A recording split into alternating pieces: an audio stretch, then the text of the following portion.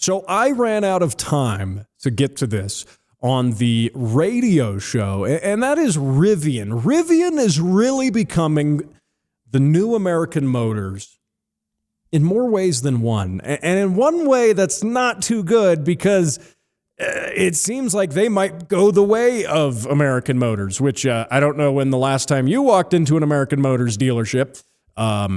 It's been a while, hasn't it? So having said that, though, of course, you're listening to the Automotive ADHD show. This is the bonus edition of the show because I ran out of time on the radio. And if you're just joining us here, I'm your host, Matt West. I host a radio show about cars. And, of course, I also talk about them right here on the internet, on the podcast, YouTube, Facebook, Spotify, and more. Now, I do have to apologize if I seem like I'm shivering a little bit here. But I told you how I built this new shop. I just told you about it on the radio show, and how it's not insulated yet, and how the garage door isn't even installed. There is no garage door on this building right now, and it is it's cold in here now. I'll say that. Now, full disclosure, after the radio show, well, usually I do these bonuses right after the radio show, but I had to go do an errand. Specifically, I had to go pick my Subaru back up from the warranty work that I told you about on the show. And I had to run and go do that because, well, I forgot they close earlier on Saturdays. So anyway, now I'm back at it. It is 10 o'clock at night, and it's about 35 degrees in here. I can even see my breath. Hang on. I'm not sure if that's coming through on camera, but I can see it. So it's chilly, but I'm doing this for you. I don't know why I'm doing it, but I am doing it for you. So Rivian is, I like Rivian in many ways when it comes to EVs. I believe that Rivian does have the best looking EV truck on the market. Cybertruck is acquired taste, obviously. And even of the people who say they like it, do they really? Do they really? Or have they just gaslit themselves into liking it?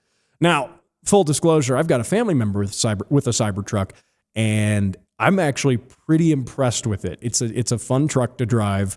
I know I might have to turn in my card as the show host here, but it is a fun truck to drive. The interior's nicer than I was expecting, especially compared to earlier Tesla stuff. They've come a long way.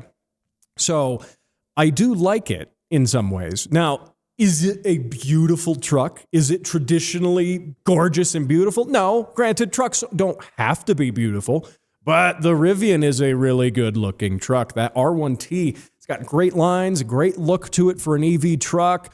I like that. And I think they've done a nice job with that. I think it's innovative. It's unique. It's a little different. The gear tunnel that goes behind the back seats that you can access from the outside is very cool because obviously you can put all sorts of things in there that Rivian owners do, like, snowboards and skis and submachine guns and longer battle rifles. And I mean, no, they're probably not doing that. I did think, though, I did think that would be the perfect place to, like, if you were going to the shooting range, to actually, like, lock your guns away so they're not in the bed of the truck. And you're saying it would work pretty good. I don't think your Rivian owner's the kind of guy who does that, though. Maybe I'm wrong. Maybe I'm wrong. But anyway, the Rivian is, and I'll say how they're positioned now, of course, in the market. When they hit the market, they had significantly less competition. They got that design to market fairly early, and the truck performed well. It certainly did, but it was expensive. And they had a lawsuit specifically relating to that. And in fact, that is part of this. That is part of the point that I want to get to here. And what spurred this idea on was an op-ed from Matt Hardigree at the Autopian, which, aside from having a great first name, also did put together kind of this interesting op-ed asking the question, can Rivian survive long enough to deliver the car everyone wants? What is the car that everyone wants. They already make the R1T, the truck, the R1S, the SUV. This is the R3, and the R3 is it's like, the best way I can describe it, it's a hot hatch with this really sloped back end. It almost looks, if you had a two-door version of this thing, like a modern-day Gremlin. It kind of does. I mean, really. I mean, you have to use a little bit of your imagination. But let me pull it up here on their website. And Rivian is an independent automaker. I will give them the credit for that. They really are. In many ways, the AMC was. And they're an American independent automaker. And I'll throw some pictures of this R3 up here. But yeah, that would be a very modern Gremlin. And that is sort of the car that I think Matt at the Autopian is getting at, is that, you know, this is a cool, compact car that is supposedly going to be fairly cheap. And they're saying that they want these that they want these R3s to be in the $30,000 range, right? They're saying that that's what they want. And are we going to see that? Well, that brings up an interesting question, which is specifically relating to a lawsuit that they have, that they're paying $250 million to settle. Yeah, that's a lot. That certainly is a lot. And this lawsuit, by the way, if you're curious on it and what it's for, and this comes by way of Reuters, and Rivian agrees to pay $250 million to settle IPO fraud lawsuit. What that basically is during their IPO, the initial public offering, they had told investors that we are going to sell these vehicles at a certain price. So, for example, here, the company raised, according to this Reuters article, Rivian's share price slid 39% over 10 days after they had raised the R1S price to $84,500 from $70,000, and the R1T price to $79,500 from $67,500. Why is that a big deal? For one, you were telling investors that we're investing in your company, right? You have this initial public offering. People can buy stock in your company, and you're telling them that, hey, we got this car for this price, and this is what we're going to sell it for. Then you go and bump that price up significantly, $70,000 to $84,500. That's a big jump. That is a significant jump. That's a $14,500 jump. It's not like the difference between, $70,000 and $72,500. People could probably overlook that. That was a significant chunk of change right there. And what that did is, it caused the share prices to tank when they announced that.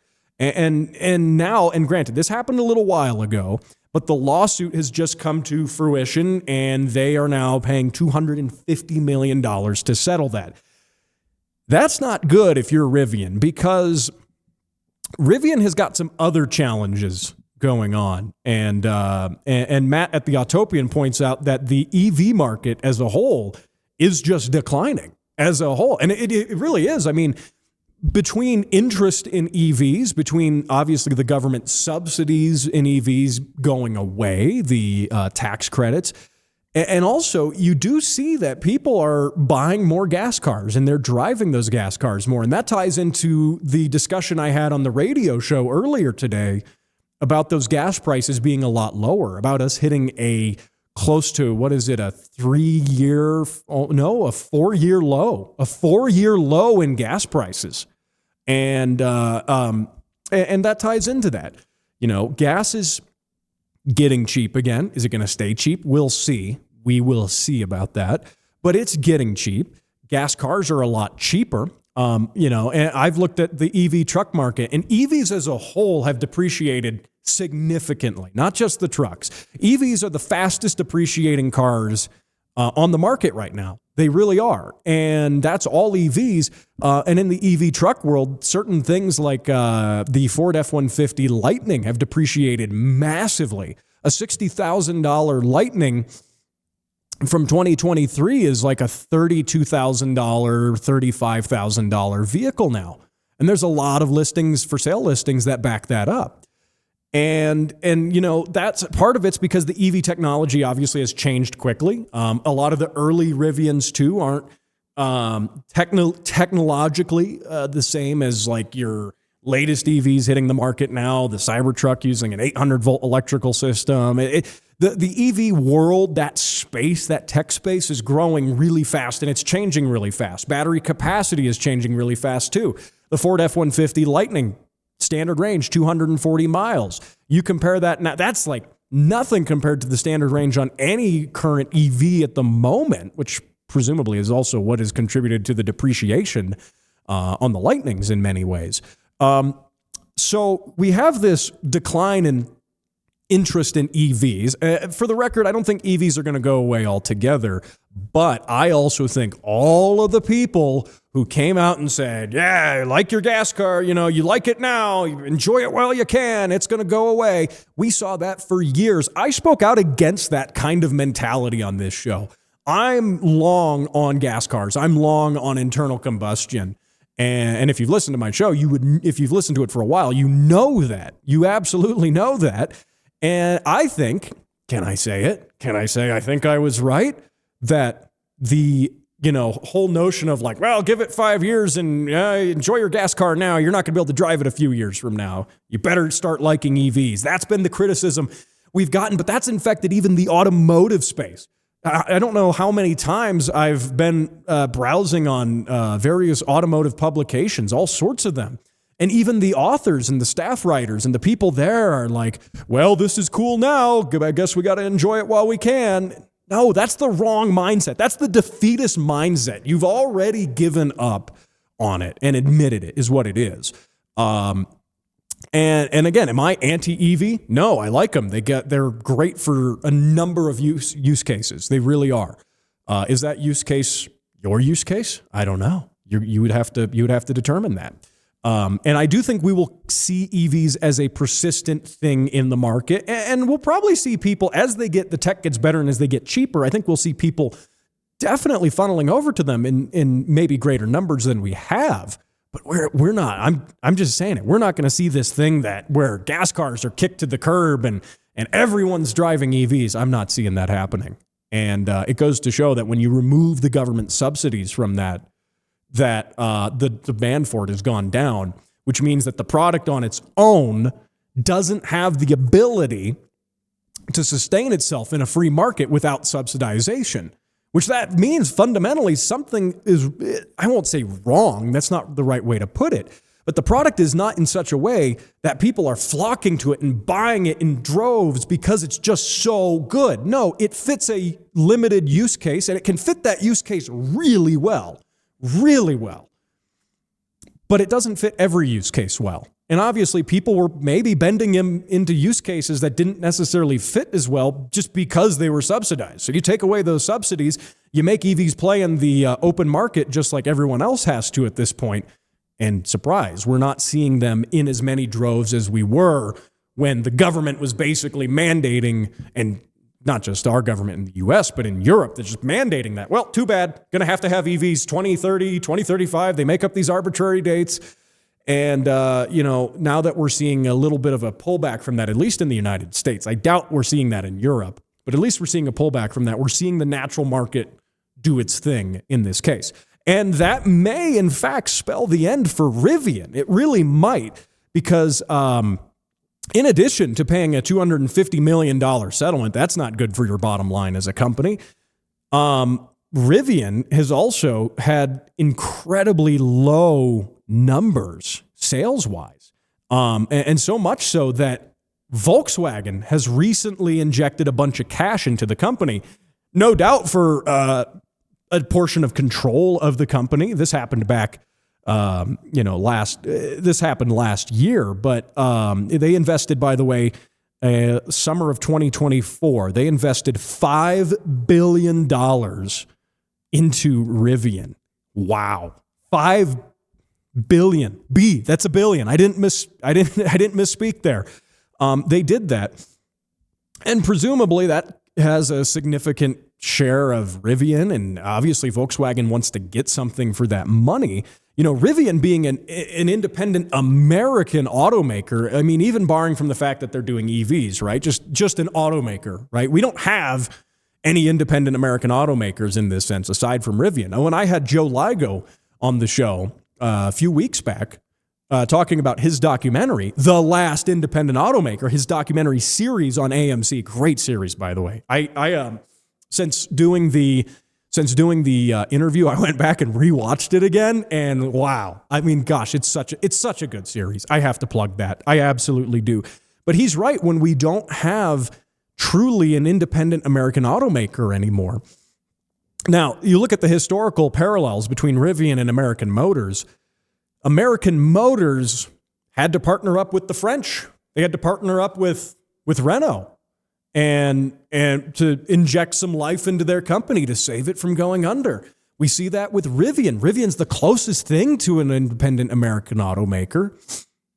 And yet they've now had to partner up with Volkswagen, with the Germans, to keep their company afloat. And who knows what's actually going on in the company. It may be something very similar to the story of AMC, where the French influence and the French control really started to butt heads with the Americans and the American way of doing business there. Who knows? I'm just speculating at this point. But it's not looking good for Rivian. Now, the silver lining here is that people who have Rivians really love their Rivians. They really do.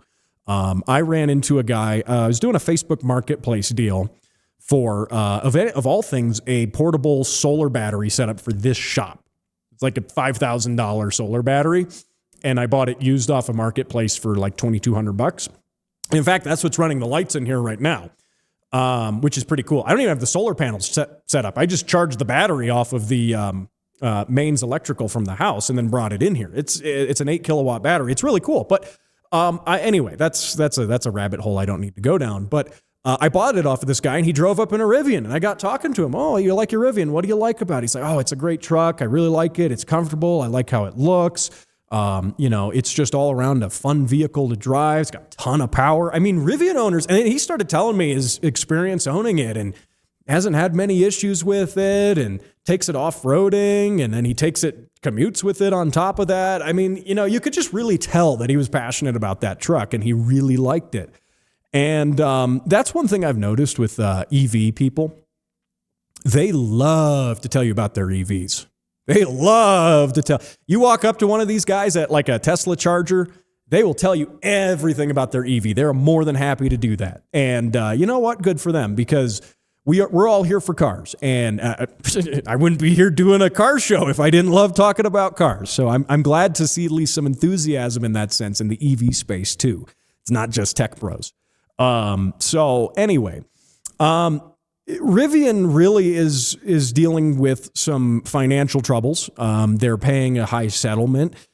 They've had to have a significant cash injection from a foreign company to stay afloat. And meanwhile, they are battling an overall downturn in the interest in EVs. Let's compare those historical, connections again. AMC was making compact cars, and they were making all sorts of vehicles. And then suddenly the import scene comes in, and the import companies, Toyota and Honda are coming along making cars. People want to buy these import cars. They want to buy economy cars because of the, OPEC oil crisis. Gas is getting expensive. AMC's bigger fleet, their ambassadors and stuff. Okay, well, people aren't buying those. They're making compact cars. But then the Japanese come along and prove that they can make a very cheap and reliable compact car. And then as, AMC adapts to that, tastes start to change in the 1980s and beyond. And they start having a hard time keeping up. And I hate to say it. I really want to give Rivian, just because they feel like a little bit of an underdog in the car world, the benefit of the doubt. So we'll have to see where they go with this. Hopefully, what would really bring them back from the edge of near certain death is that R3. If they can actually do it at the $30,000 price point, it becomes a lot of what brought some extra wind into the sails at AMC, which was the Gremlin, an interesting, different, compact car that was affordable. And also, it kind of looks like a Gremlin. So I'm partial to it in that sense. If they can bring that in, and if they can get that in the $30,000 ballpark, and it'll probably be the higher $30,000 end of that, the higher end of that range, that could bring them back, and that could bring an interest in smaller, interesting cars. It really could. It really could. So we'll see if they can stick around long enough to get that R3 to market, and if that R3, if they get it at a good price point, and if people like it, that could be really good. Granted, it would have to compete with the Hyundai Ioniq, or the Hyundai Ironic, as I like to call it. But the Hyundai Ioniq series of cars, and for example, their hatchback, the Ioniq, what is it? The Ioniq 5. Sorry, I know some EV things, but I don't always know them, like some EV models, by heart. Why? Because they're not as fun and interesting as some of the other cool cars that we love out there. But the Ioniq 5 hasn't really sold all that great. It's sold all right, but it certainly hasn't been a showstopper for Hyundai. It certainly hasn't been. So even then, that makes you wonder. Is Rivian gets the R3 to market, and that R3 is really in that same field as that Ioniq 5. Is that even going to save them? I don't know. But it's tough. I don't want to. I don't want to be doom and gloom here. Now, granted, some of us listening, if you're still listening and you're like, shut up, Matt, talk about K24s and turbos and stuff, and you probably don't care about Rivian whatsoever, but I think it's worth mentioning because they are the closest thing to a underdog independent automaker. And yes, someone's going to tell me that Tesla exists. I know that Tesla exists, and they're independent from Ford and GM, but Tesla's definitely not in that underdog sense that, that AMC would have been in. AMC's more modern day equivalent really would be more of a Rivian type of company, at least. And plus EVs, I hate to say it, they're expensive and they depreciate really far. Granted, it could be a very good value if you want a commuter car and it makes sense for your use case. And especially if you're buying second or third hand, who knows? Then again, if you listen to the radio show, I talked about over-the-air updates killing cars. I mean, any of these EVs are one over-the-air update away from being lights out. So, and on that, I want you to, let me know what you think. Facebook.com/automotive-ADHD. Comment on the YouTube, comment on Spotify. What do you think? You think Rivian's going to be around? You think I'm kind of on the mark here with my thoughts, or I don't know. Or, well, no, your comments probably, again, like what I said, shut up, Matt, talk about K24s or something. Anyway, so, hey, thanks for watching. Thanks for listening to this bonus edition of the show. Remember to catch this as a radio show as well, all across Southern Colorado. Several great radio stations to listen to it on. I'll talk to you next week right here